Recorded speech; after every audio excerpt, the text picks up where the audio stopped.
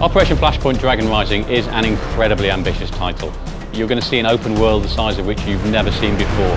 You're going to be able to interact with everything that's in that world. It was an incredibly difficult game to develop. Some of the technology that we're using here is unique. Our streaming technology is unsurpassed. Visual effects are very important in Operation Flashpoint. The main reason is because we want to really get across the violence and awe that modern ordnance creates. We use several different things to really sell the impact of this modern ordnance. The main one is our particle effects, and we have a custom written tool that lets us rapidly iterate and create many effects. We've got around 200 in the game at the moment. Some of these effects might be a burning tank, huge explosion caused by off-board support, artillery for example. We've also got lots of different impact effects for bullets striking all sorts of different surfaces. We use a technique called cube-mapped particles. Cube-map is a spherical texture. It essentially makes a particle look like it rolls like a ball. We can actually make it look like it's three-dimensional. Something as simple as smoke comes in lots of different flavours in our game. You've got smoke grenades which are used to cover infantry when they're assaulting. And then you've got things like smoke plumes from burning tanks which stay in the environment for quite some time. In Flashpoint, smoke can obscure various different targets, including yourself. This is great for stopping laser rangefinders as well. Also, there are various different coloured smokes. This is something that people will be able to use to designate targets and things in co-op play. Smoke's also used tactically. In a tank you can launch smoke shells and basically create a mask for enemy lasers, so it's harder to shoot the tank using a modern weapon system. Of course, we've modelled things like thermal vision systems.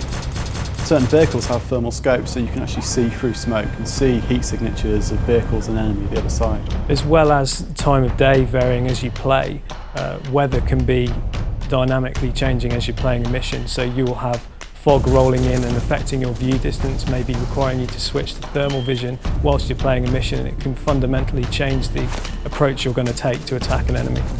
To really sell the experience of being an infantryman on the floor and getting shot at, we couldn't just use visual impacts on the ground.